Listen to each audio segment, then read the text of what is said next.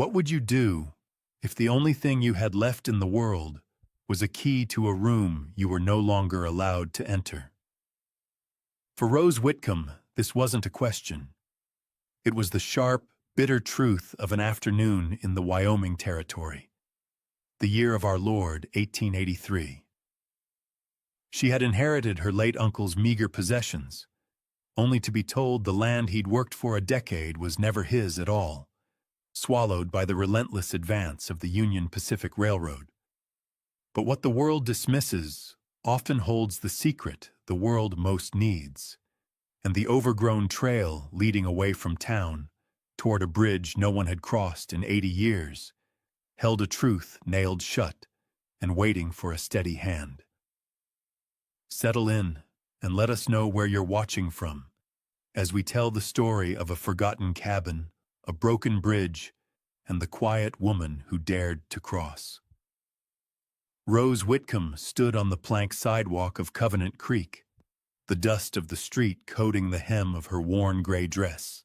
In her hand, she held a small, useless brass key. Behind her, the door to her uncle's boarding room was closed for good. Silas Croft, the railroad agent, had been polite in the way a wolf is polite before it bites. He'd shown her the paperwork. His signature, a confident black slash at the bottom of a page full of legal print that smelled of ink and finality. The land, he'd explained with a patient smile that didn't reach his eyes, had been part of a railroad grant for years. Her uncle, Elias, had been a squatter, nothing more. A fact the company had chosen to overlook until his passing. It was a kindness, he suggested, that they weren't billing his estate for back rent. Rose's estate consisted of a single trunk containing 3 patched dresses, a tintype of her parents, and a worn Bible. She had nothing left to give. The town watched her from behind parted curtains and through the swinging doors of the saloon. She felt their pity and their dismissal, 2 sides of the same tarnished coin. She was 25 years old, an orphan twice over, and utterly alone in a town that had already written her off. Her uncle had been a quiet man, a dreamer who wrote letters filled with descriptions of the sky and the way the light fell on the valley, but little about legal claims or railroad disputes. He'd told her this was a place to build a life, a place where hard work was its own deed. He had been wrong. She walked toward the livery stable, the only place she could think to go. The air was thin and cool, carrying the scent of pine from the high country and the smell of hot dust from the flats. Jebediah, the owner, was an old man with hands as gnarled as ancient roots. He'd known her uncle. He looked at her face, then at the small trunk she carried, and seemed to understand everything without a word being spoken. "Heard about Croft," Jebediah said, his voice a low rumble. "That man's got a soul made of ledger paper."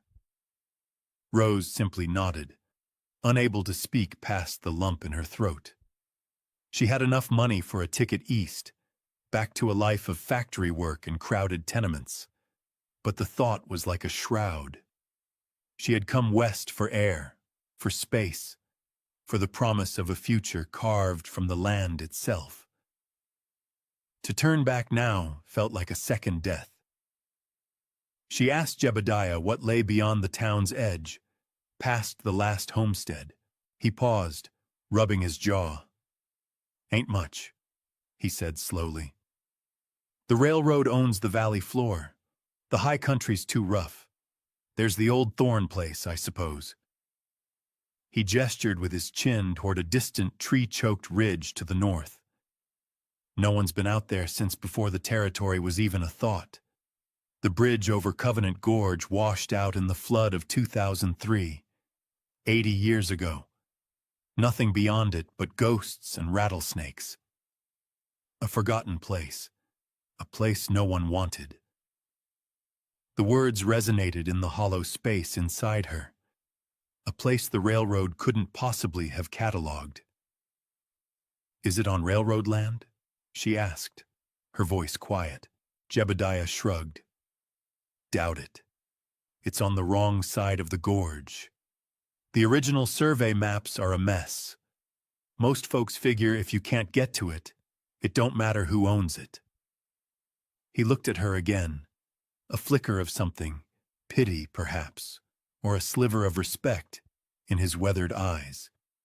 It's a hard trail, and there's nothing there, just a ruin. A ruin was better than nothing.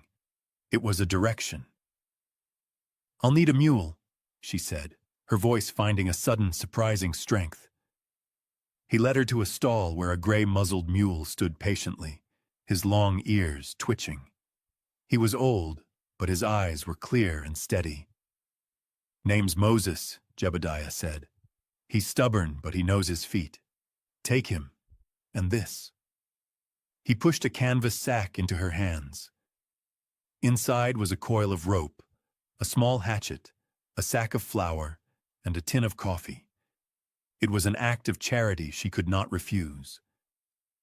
As she loaded her small trunk onto the mule's back, she heard the whispers of the townspeople, a foolish girl chasing a ghost story, heading for a ruin no one had seen in a lifetime. She was walking willingly into a place the world had forgotten, a place defined only by its inaccessibility and its worthlessness. The bridge was broken. The cabin was a ruin. The land was forgotten. Was this a desperate last stand, or the biggest mistake of her life? What secrets are kept in places no one dares to go? Let us know what you think in the comments, and be sure to subscribe for more stories of forgotten history. For Rose Whitcomb, the journey was just beginning. The trail to the old Thorn place was less a path and more a memory. It wound away from the main road, a faint depression in the earth quickly swallowed by sagebrush and juniper. Rose led Moses by the rope, the mule's hooves placing themselves with a deliberate, steady rhythm that she found herself matching. The sun was hot on her shoulders, and the silence was vast, broken only by the buzz of insects and the cry of a distant hawk. Within an hour, the last rooftops of Covenant Creek had disappeared behind her. She was alone. She walked for hours, the ridgeline her only guide. Late in the afternoon, she heard it, the rush of water. She pushed through a final thicket of willows and stopped. Before her was Covenant Gorge, a deep, rocky chasm carved into the earth, and spanning it, or what was left of it, was the bridge. It was a skeleton. Two massive stone abutments, monuments of forgotten labor, still stood firm on either side. But of the bridge itself, only two thick, dark beams of timber remained, stretching halfway across the gap before ending in splintered, jagged points. The rest was gone, claimed by the flood 80 years prior. The water churned 30 feet below, a torrent of white and gray over slick, dark rocks. It was impassable. She stood at the edge, the wind pulling at her hair, and felt a wave of despair so profound it almost buckled her knees. Jebediah was right. There was nothing here, just an ending. As she stood there, a horse approached from the trail behind her. It was Silas Croft, the railroad agent, his city suit looking absurdly out of place against the wild landscape. He sat atop his fine bay mare with an air of smug satisfaction. "Chasing ghosts, Miss Whitcomb?" he called out, his voice carrying easily over the sound of the water. He didn't wait for an answer. "I admire your spirit. I truly do. But this is where it ends. This land, the land beyond. It's all charted on our new maps. Useless, but charted. There's no claim to be had here. Go back to town. The stage leaves for Cheyenne on Friday." He smiled that same empty smile. "There's a place for a woman like you back east." He made it sound like an insult. Rose said nothing. She stared at the broken bridge, her silence a wall he couldn't breach. His smile tightened. He tipped his hat in a mocking gesture and turned his horse around, riding away without a backward glance. He was so certain. Everyone was. Just as the sound of his horse faded, she noticed a figure downstream, half hidden by the riverside brush. An old woman, her back bent, was gathering something in a basket. Her hair was long and silver, braided down her back. As if feeling Rose's gaze, she straightened up and looked directly at her. Her face was a road map of wrinkles, her eyes dark and knowing. She took a few slow steps closer, her gaze fixed on the broken timbers of the bridge, then on the nailed-shut cabin barely visible through the trees on the other side.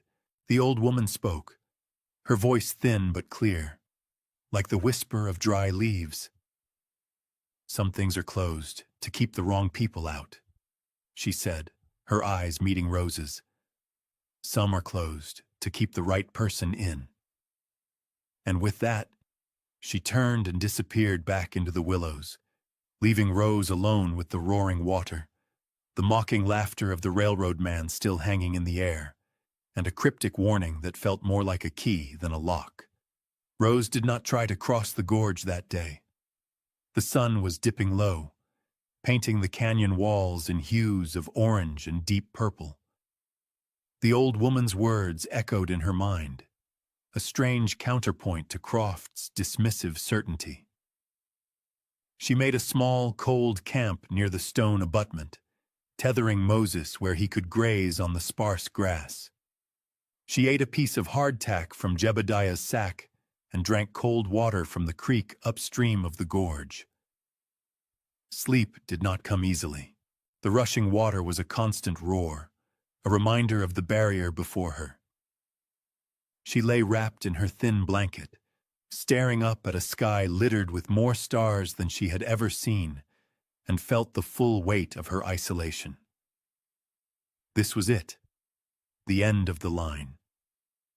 Yet with the dawn came not despair, but a quiet, stubborn resolve. If she could not go over, she would go through. She left Moses tethered and began to walk the rim of the gorge, searching for another way. The rock walls were steep, almost sheer in places, but she was patient. Her uncle had taught her to read the land, to see its folds and creases not as obstacles, but as invitations. Hours passed. The sun climbed high. Her boots were scuffed, her hands scraped from gripping rock and roots. Finally, nearly a mile downstream, she found what she was looking for. The gorge widened and sloped, the walls giving way to a steep, boulder-strewn incline that led down to the water. It was treacherous, but it was possible. She went back for Moses. The mule, true to his nature, picked his way down the hazardous slope with an unnerving calm, his hooves finding purchase where Rose could see none. At the bottom, the water was still fast but shallower, rushing over a bed of smooth, flat stones. It was a ford, perhaps the same one the original builders of the bridge had used. They crossed, the icy water soaking her dress to the knee, and began the arduous climb up the other side. It was late afternoon by the time she stood on the opposite bank, looking back at the broken bridge from this new perspective. She was on the other side. She had crossed. A faint trail, even more overgrown than the one on the other side, led away from the gorge and into a stand of ancient, towering pines. She followed it. The air grew still and cool under the canopy of trees. The light was dim, filtered through the dense needles. And then she saw it. The cabin stood in a small clearing, bathed in the slanted golden light of the setting sun. It was small, made of massive hand-hewn logs, the spaces between them chinked with mud and moss that had long since dried and crumbled. The roof sagged in the middle, and the single window was boarded over. The door was made of thick, solid planks, and it was held shut not by a lock, but by a heavy wooden beam nailed horizontally across it, with thick, rusted spikes. It looked less like a home and more like a tomb. A wave of disappointment washed over her. It was a ruin, just as they'd said. She ran a hand over the rough logs. The wood was silvered with age but felt incredibly solid beneath her fingers. She spent her first night on the far side of the gorge, huddled in her blanket, on the cabin's small, dilapidated porch, with Moses cropping the grass nearby. She listened to the whisper of the wind in the pines and the strange groans and creaks of the old structure as it settled in the cool night air. It was a lonely sound, the sound of a place long abandoned, but for the first time in weeks, it wasn't the sound of a locked door in a boarding house. It was the sound of something that might, just might, be hers. The next morning, Rose began her work. Her first task was to get inside the cabin. She had no tools to pull the heavy spikes holding the beam across the door. She searched the clearing, her eyes scanning for anything she could use. She found a flat, heavy stone near the edge of the woods, its edge sharp enough to serve as a wedge. For the next hour, she worked tirelessly, using a smaller rock as a hammer to drive the stone wedge between the beam and the doorframe. The spikes shrieked in protest, the sound unnervingly loud in the quiet forest. Her arms ached, and sweat beaded on her forehead, but she did not stop. Finally, with a groan of surrendering wood, the beam tore free. The door itself was not locked. The heavy iron latch lifted easily, and with a creak of rusted hinges, the door swung inward, opening into darkness. A gust of stale, musty air rushed out to meet her. The smell of dust, dry rot, and something else. The clean, sharp scent of aged pine. She stood for a moment, letting her eyes adjust to the gloom. Light filtered in through the cracks in the walls and the crumbling chinking. The interior was a single room, larger than she had expected. A stone fireplace dominated one wall, its hearth cold and black. A simple wooden table and a single chair stood in the center of the room, both covered in a thick blanket of dust. A bed frame with a rotted rope mattress was pushed against the far wall. It was stark, empty, and forgotten. She set to work cleaning. She used the hem of her apron to wipe the dust from the table, then found a tattered broom in the corner and began to sweep the floor. Decades of dirt and leaves swirled in the shafts of light. As she swept near the hearth, the broom snagged on something. She knelt to look closer. There, etched into the wide plank of the floorboard, were a series of fine, precise lines. They were not scratches or marks of wear. They formed a perfect right angle, with smaller hash marks branching off at measured intervals. A faint circle was carved at the intersection. It was deliberate. It looked like something from a draftsman's table, a surveyor's mark. But it made no sense here, inside a cabin, etched into the floor. She ran her fingers over the lines. They were smooth with age, but undeniably man-made. It was the first thing in this place that felt less like decay and more like design. She didn't understand it, but she filed it away in her mind. It was a detail that didn't fit the story of a simple, abandoned shack. She continued her work. Her curiosity piqued. As she cleared cobwebs from the ceiling beams, she noticed the joinery. The massive logs were fitted together with intricate dovetail notches, a feat of craftsmanship that would have taken immense skill and time. This was no hastily built shelter. This place had been built to last. It had been built with a purpose. That night, she slept inside, on the floor near the hearth, the strange markings just inches from her head. The cabin was no longer just a ruin. It was a puzzle, and she had just found the first piece. Rose knew she couldn't survive here for long without a proper way to bring in supplies. The treacherous ford was a one-time solution, not a lifeline. She needed to repair the bridge. The thought was daunting, but the alternative, giving up, was unthinkable. The cabin, with its silent mysteries, had already taken root in her. It felt more like home than any place she had ever known. She needed help, and she needed someone who understood timber and angles. Jebediah had mentioned a man, a surveyor named Thomas Hale, who sometimes took on odd jobs. He was a widower, a quiet man who kept to himself on a small plot of land west of town. The next morning, she made the difficult journey back across the gorge and walked into Covenant Creek. She found Thomas Hale splitting wood behind a small, tidy cabin.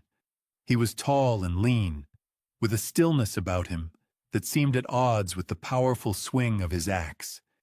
His face was weathered, and his eyes, when he finally looked up at her, were a clear, startling blue, clouded with a reserved sorrow.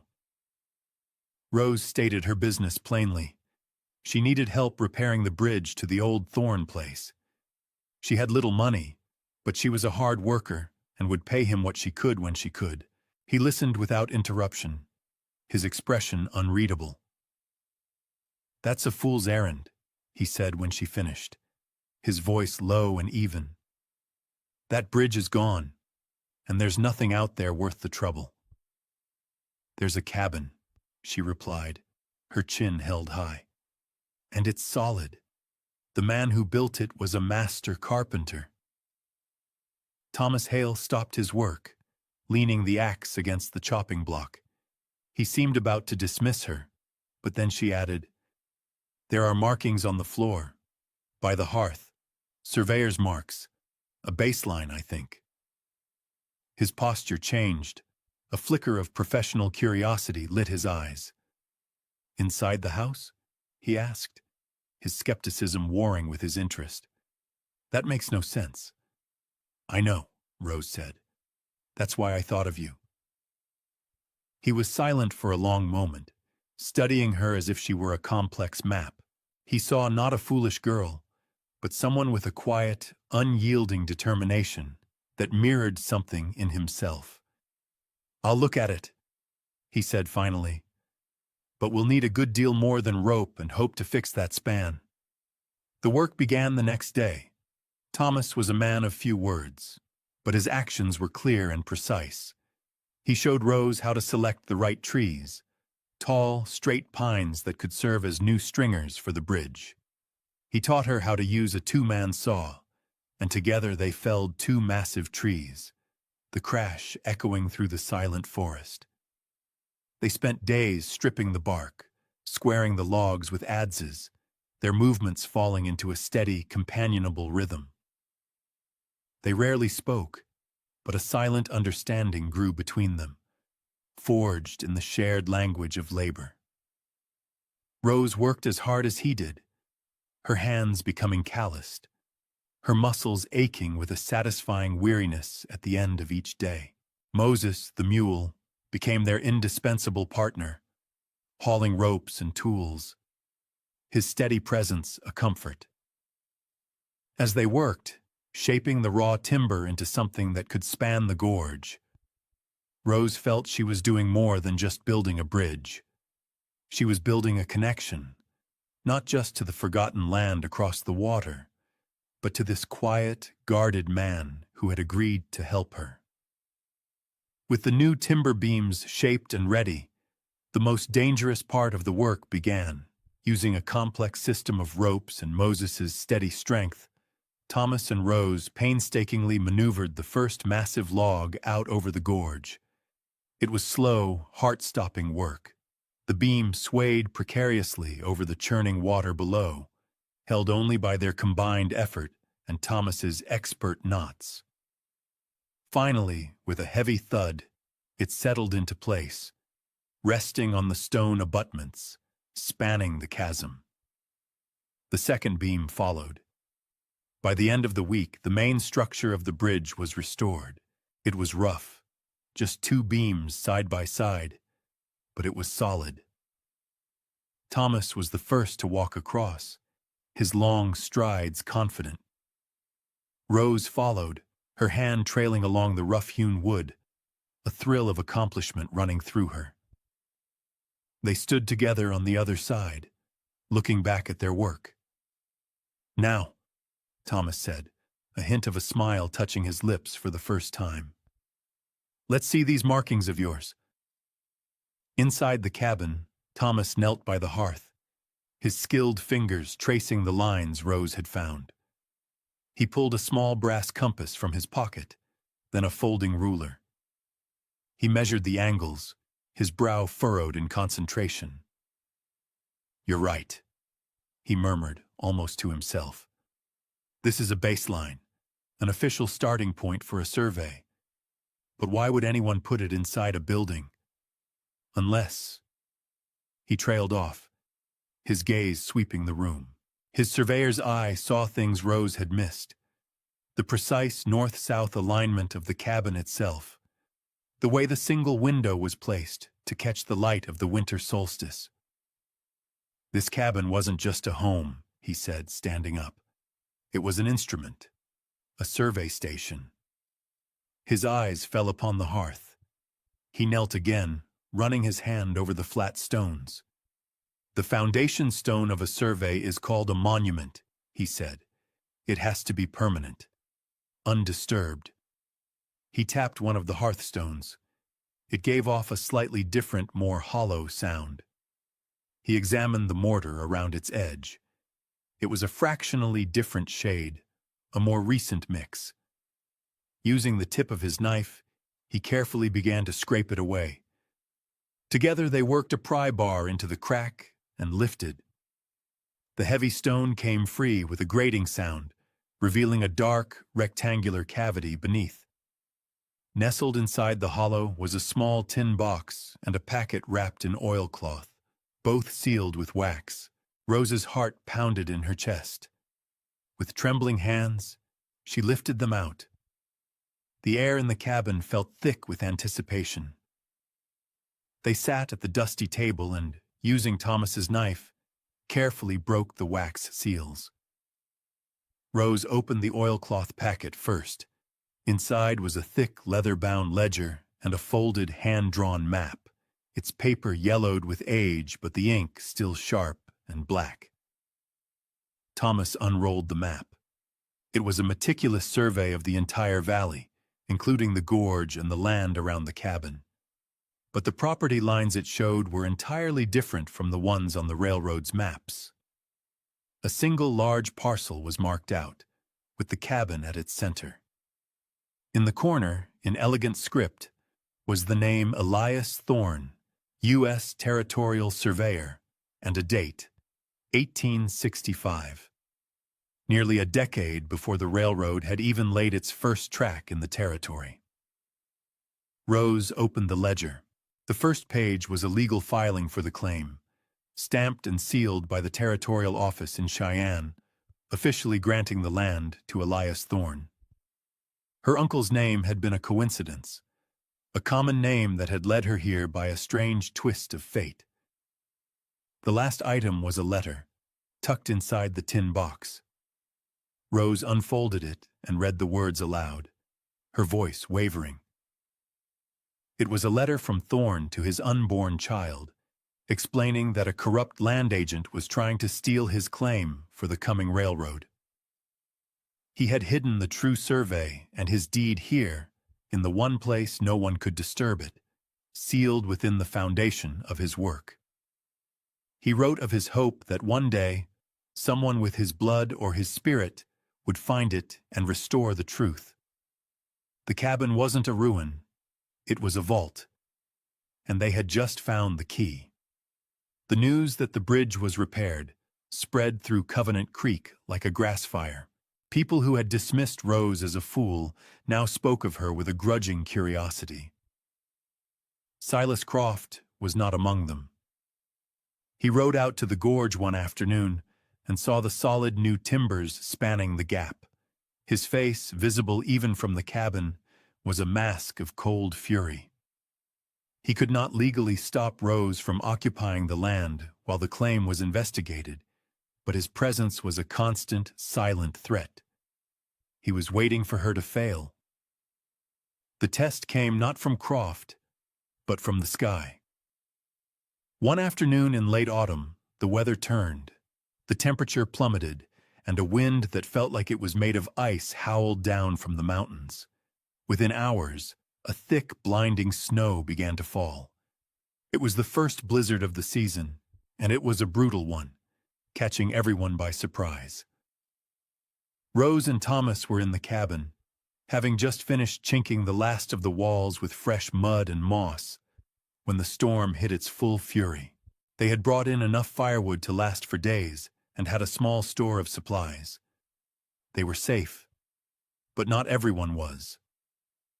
Late that night, above the shriek of the wind, they heard a desperate cry for help. Thomas opened the door a crack, the wind tearing it from his grasp. Through the swirling snow, they could see a lantern waving frantically near the far side of the bridge. A family in a covered wagon, caught on the road, had seen the faint light from Rose's window and made for it as their last hope. Their horses were exhausted, and the wagon was already half buried in a growing drift. Without a word, Thomas pulled on his heavy coat and grabbed a coil of rope. Rose lit a second lantern. Together, they went out into the storm. The wind on the bridge was a physical force, trying to tear them from their feet. They fought their way across, the snow so thick they could barely see the wagon. Inside were a man, his pregnant wife, and their small, shivering son. They were farmers, new to the territory, and had misjudged the weather. "We saw your light," the man stammered, his face numb with cold. "We thought we were done for." Getting the family across the bridge was a struggle, but guiding the horses and the heavy wagon was nearly impossible. With Thomas leading the terrified animals and Rose and the farmer pushing from behind, they managed to get the wagon across the bridge and into the relative shelter of the clearing. Rose led the mother and child into the warm cabin, wrapping them in blankets and giving them hot coffee from the pot she always kept on the hearth.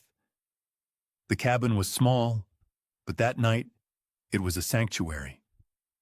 Rose gave the family her own small store of food, using the supplies her predecessor, Elias Thorne, had left behind in a sealed cellar she'd discovered.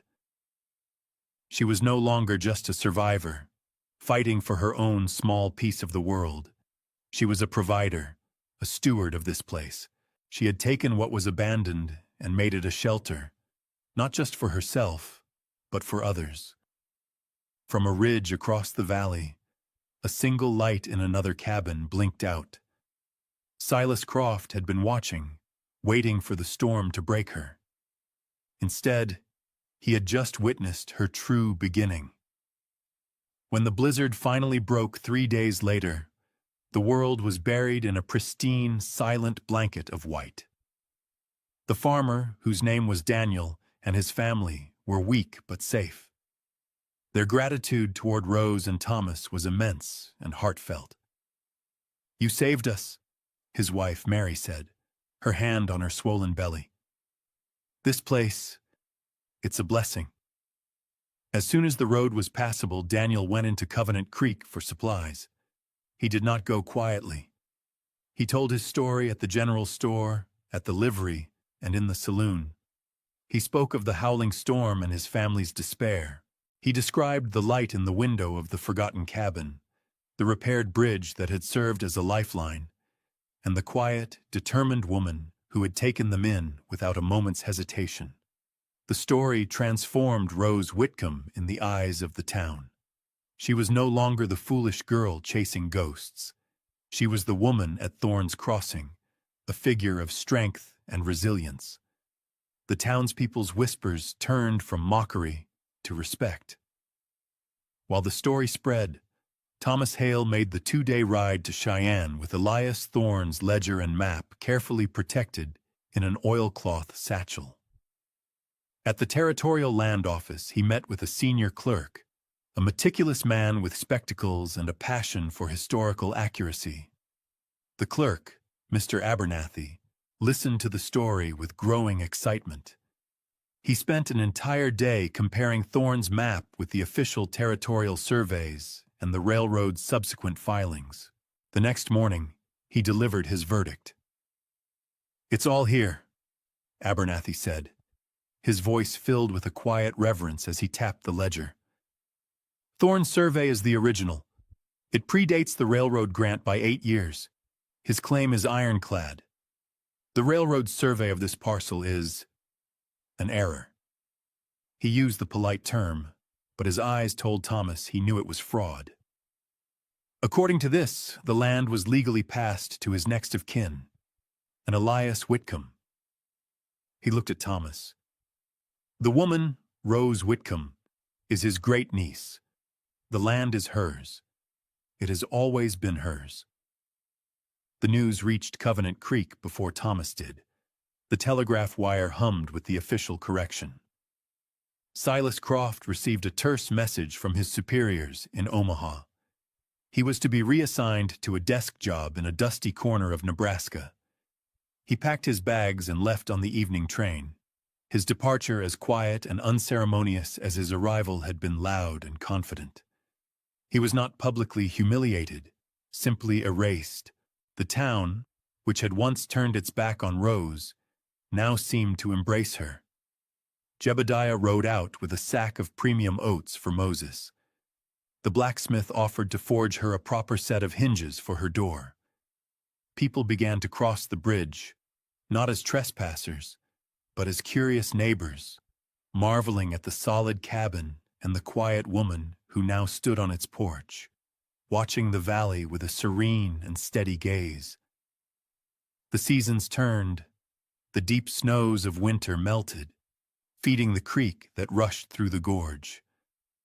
The valley turned a vibrant green. Rose's cabin was no longer just a shelter, but a home. She had planted a small garden, its neat rows a testament to her patience and hard work.